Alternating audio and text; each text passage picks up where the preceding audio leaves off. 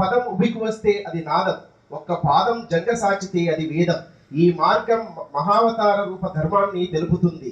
ఏదైనా రాయందే ఈ క్షణాన్ని పోనీయను, కళాన్ని పిండేయందే కాలాన్ని కదలని అని ప్రకటించినటువంటి కవి డాక్టర్ సి నారాయణ రెడ్డి గారు. అదే తన జీవితాంతం ఆచరించడము జరిగింది.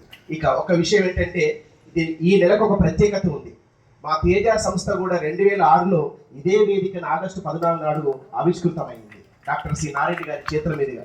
రాములన్నకు నాకు కలిగిన బంధం కూడా అదే, ఇదే వేదిక మా ఇద్దరు ఏళ్ల కింద కలిపింది. అప్పటి నుంచి ఇప్పటికి కొనసాగుతూ వస్తుంది. దానికి మూల సూత్రం ఇరుసెవరంటే సినారే గారే.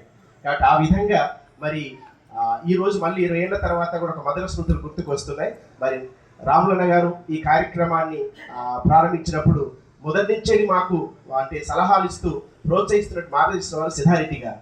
ఏ విషయమైనా సార్ దృష్టితో పాటే ఈ కార్యక్రమాలు ముందుకు వెళ్తుంటాయి. ఇక మిగతా వాళ్ళందరూ కూడా ఆయా సందర్భంలో మాకు సహకరిస్తూ వస్తున్నారు. వారందరికీ కూడా ధన్యవాదాలు తెలుసుకుంటూ ఇప్పుడు సంస్థ అధ్యక్షులు శ్రీ మల్లెకెడ్డి రాములు గారు మాట్లాడతారు. వారిని ఆహ్వానిస్తున్నాం.